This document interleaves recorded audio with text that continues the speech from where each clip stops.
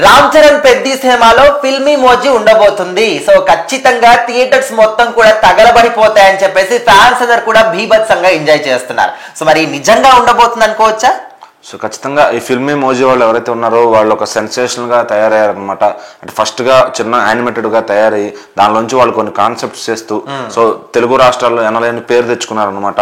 So వాళ్ళు ఇప్పుడు పెద్ద సినిమాకి వాళ్ళకి ఏంటి సంబంధం అంటే కనుక ఖచ్చితంగా బుచ్చిబాబు గారు పని రాక్షసుడు. ఎందుకంటే ఆయన ఆ సినిమాలో పాత్రల కోసం అందులో ఉండే లాంగ్వేజ్ కోసం అంటే ఇక్కడ వచ్చేసరికి శ్రీకాకుళం సైడ్ యాస అట్లాగే విజయనగరం సైడ్ యాస కావాలి.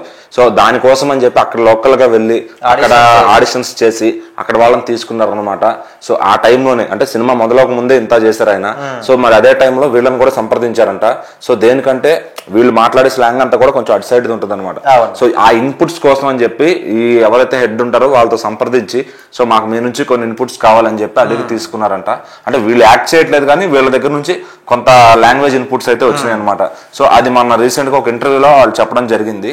సో బుచ్చిబాబు గారు మమ్మల్ని ఇట్లా మాకు సంప్రదించారు, ఇట్లా మేము వాళ్ళకి కొన్ని సజెషన్స్ ఇచ్చాము. సో అది సినిమాలో ఉండబోతున్నాయి. ఫుల్ లెంత్ గా మేమేం చేయలేదు కానీ మా దగ్గర నుంచి కొంత తీసుకున్నారు. సో అది మాకు చాలా హ్యాపీ. సో ఒక సినిమా దాకా వెళ్ళగలిగాం మేము, అందులో ఇంత పెద్ద సినిమాకి అని చెప్పి వాళ్ళు చాలా హ్యాపీగా అయితే ఫీల్ అవుతున్నారు అనమాట.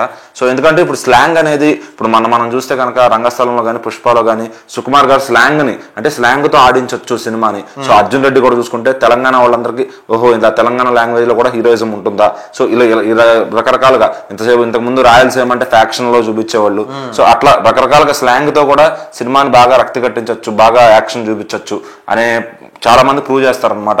అదే కేటగిరీలోకి మరి సుకుమార్ గారు అసిస్టెంట్ అయిన బుచ్చిబాబు గారు ఉప్పనా సినిమాతో అంతా బిగ్ హిట్ కొట్టారు, అందరూ తెలిసిందే.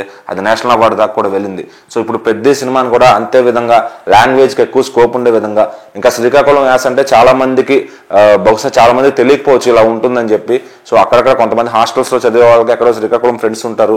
సో వాళ్ళకి తెలుస్తుంది కానీ కంప్లీట్ గా ఇలా ఉంటుంది ఒక శ్రీకాకుళం లాంగ్వేజ్ అనేది మనం ఎవరికి తెలియదు అనమాట. మనం గ్లింప్స్ చూసుకుంటే పుడతామా ఏంటి మళ్ళీ సెప్మే అని చెప్పి ఒక డైలాగ్ ఉంటుంది. సో ఆ కైండ్ లో వాళ్ళ స్లాంగ్ ఉంటుంది అనమాట. అది మనం అంత ఈజీగా నార్మల్ గా పలికే వాళ్ళు అది పలకలేరు. సో ఖచ్చితంగా ఆ కొత్త స్లాంగ్ ని మళ్ళీ తెలుగు సినిమాలో పరిచయం చేయబోతున్నారు అనిపిస్తుంది. సో అంతకుముందు సినిమాల్లో వాడారు కానీ ఇప్పుడు ఈ జనరేషన్ కోసం పరిచయం చేసే సినిమా అని చెప్పొచ్చు. సో మరి చూద్దాం వీళ్ళ ఇన్పుట్స్ అలాగే ఆ స్లాంగ్ ఎంతవరకు పనిచేస్తుంది పెద్ద సినిమాలో అని.